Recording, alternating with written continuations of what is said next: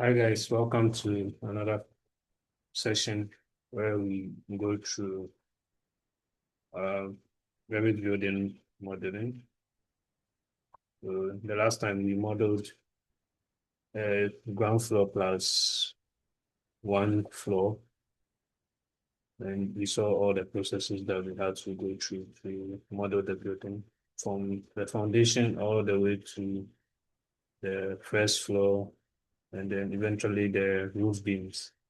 We also learned how to look at the level differences in the architectural drawing in terms of the floor, and then also effects that in case we have like step downs that we have to follow through in our model. And then we effected all that into our said model. So as you can see, you can notice some of the step downs in the building. Okay, today we are going to go through splitting off the columns, and then we'll also learn how to model the staircase, and we'll move ahead to learn how to put in the various covers that is required in our building, the design requirements. So without further ado, let's get into it. Okay.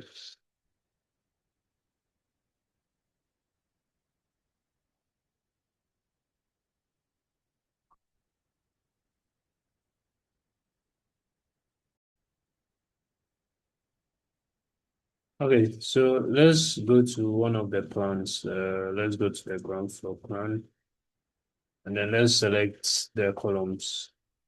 Now, all you can see in the 3D, when you click on it, you see that the column that we've drawn is continuous in every level, right? So it means that every change we do would affect all the level columns. What kind of changes can we normally do that would be different per level in each of the column? One of those key change is the setting of covers. And so there can be a situation whereby in your starter column, you want to have a column of, you want to have a cover of 50 mm, and then you want to reduce it to 25 mm going upwards. So in a situation like this, you can see that the cover requirement will be round true because all the columns are joined together. So how do we enable us to have more edit uh, capabilities on each of these columns? We have to divide the columns per each level. So how do you do that? Now, in order to do that, let's select all the columns. So you select one, you right click, and then you go to select all instances in the entire project. Then you select let's select this one column. Put your hand on the control key on your keyboard, and then let's click on one of this. You also select it, and then you could uh, right click on that column and then select all instances visible in project. So you have all the columns in your project selected. So what happens now, since we've selected all the set columns that we want to divide in our project. So let's go to 3D. So what you can do, right? The first thing you do is to create a group out of this column. So you select, you go to this section in your ribbon and select create group. Okay. So you create a group, and then yeah, you can just, this error will come, just ignore it and click on OK. And then the next thing, let's name the group. Let's name it column group, right? Column group one. Click on OK. Now you've created a group from this column. The next thing that you do after that is to create a link of this group of columns that you've made. You just select link and then you replace with a new project file, right? So that's what you select because you're now creating it. So create the new project file and then just give it a name.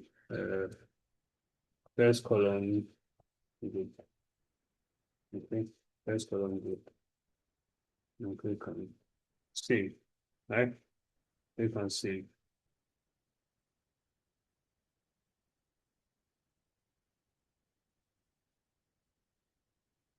So once you click on save, it will load a bit and you just wait for it to load. Then let's just wait a bit.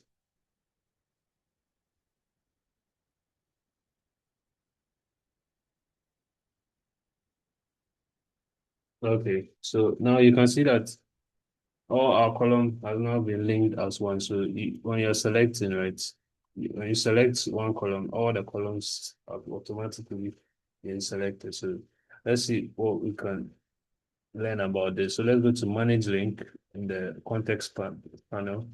You can see that your first column group has been loaded into the links file. So this enables us to be able to edit our column and break them into uh, different sections per level. So, okay. Now, what do you do now? So the next thing that you have to do is to go to collaborate, right? You click on collaborate, and then you go to copy your monitor, right? Copy your monitor, and click on select link. Okay. So once you click on that, you come and then you select the link. So after selecting the link, the next thing you have to do is to go to options, right? You click on option. Now, when you click on the option, a dialog box open. Now, in that dialog box, where you want to go to is this part that says columns, okay? So this part that says columns, you can see original type, new type. We do not want to change to a new set of columns. We want to use the same original type. So you click on this, the drop down, and then you look for the same thing. So with this M rectangular column 200 by 200, select that. This is 250 mm, the circular column, right? So you want that also. So we go to we search for it in our yeah. So that's it over here. SOE. Okay. Now we want to split columns by levels, right? So you also take that, okay, and then click on OK, right? So after you do that, you click on the copy command.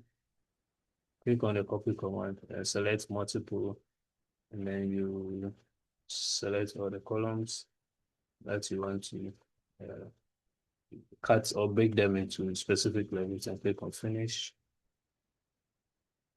That's it.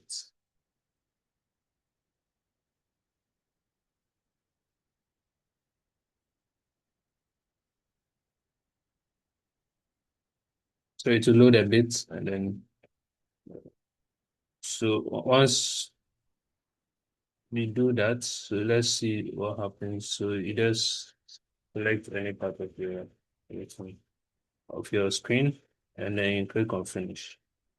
Okay, so what happens now? You can see that our columns have now been cut into separate levels, right? So that's what we wanted to happen. So now when you're giving a cover for, let's say the startup column, you can give a cover of 50, right? You can see it has a separate cover. When you go up to the next one to select it, it has to be your different cover there, right? So you have more edit properties for, if you want to give a bigger size starter column, you can also select and increase the size instead of using 250 and you want to increase it to 300, right? You can also do that. Okay, so you now see this one is 250, but when you select this one, see it's 300. So you can make those changes as you go. Okay, so the same thing for all the other section. The rectangular columns have also been cut to its various section. So you have more edit properties that you can uh, effect on each of the columns per levels. Okay.